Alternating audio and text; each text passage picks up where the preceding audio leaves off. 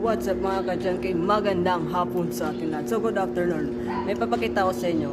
Alam niyo ba kung ano to? Okay? Ang tawag dito ay alcohol. Galing ito sa mga sasakyan. Yung mga sasakyan na L300, yung mga service. So since kung ito, kaya ito tinatawag na alcohol is because puti. Kung makikita nyo is puti yung kanyang yan, puti yan. So tinatawag yang alcohol. May ibang klase ng alcohol. Katulad dito. Makikita nyo, wala yung tagiliran niya dahil plastic yon. O puti din to, puti. Ito, puti. So, ang tawag dito ay alcohol. Ang kilo ng alcohol ay 95 to 105 pesos per kilo.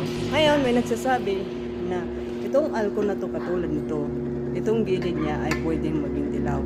Hindi ito pwedeng maging dilaw. Sa halip, kung ito ay pula, ito ay magiging rad loose. Kita nyo to. Halimbawa, ganito. Okay. Ang tawag dito ay radiator, rad body, rad head, rad buo. Bakit ko ito tinawag na rad buo? Because pula ang kanyang body. Pag pula ang kanyang body, ito ay tinatawag na pure radiator, rad buo, rad head, rad body. At ito yung pinakamahal. Mas mahal to kaysa sa nauna kong pinakita. Dahil ito, yun yung pagkakaiba. Ito, puti. Ito naman ay pula. Plus, kailangan hindi nadikit. O kung nakita nyo ay walang nadikit.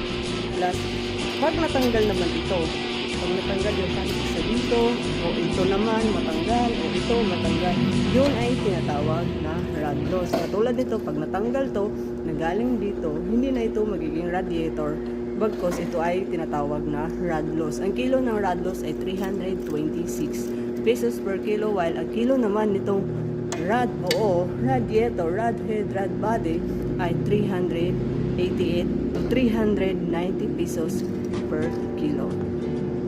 So para sa mga mamimili dyan, pag sinabihan kayo na pag ganito lang, sinabi tansong pula, hindi yung tansong pula. Lalong-lalo na tanong nyo muna kung saan galing. Pag galing sa radiator, hindi siya tansong pula, ito ay rad loss. Ngayon, pag inoperan kayo ng ganito lang, ito lang. Pag natanggal kasi ito kasi is kulay dilaw. Kapag yung rainbow to is kulay dilaw. Tapos hindi siya nadikit. Ngayon, kung ikaw mamimili, tapos kung ikaw magbebenta pala, o mamimili, o kahit saan pa man dun sa dalawa, basta kung ikaw ay mamimili, titingnan nyo to. Huwag nyo itong tatanggapin na dilaw, tansong dilaw.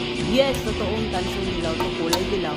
But, pag galing sa radiator, tawag dito ay rad loss. Bibilhin mo lang siyang rad loss. Kasama man ito, o ito lang, ay rad loss pa rin. Kahit mawalan, kalimbawa, ganito, mawalan to dito, at nagkulang ng ganito, tapos ganito siya dito, still rad loss na siya.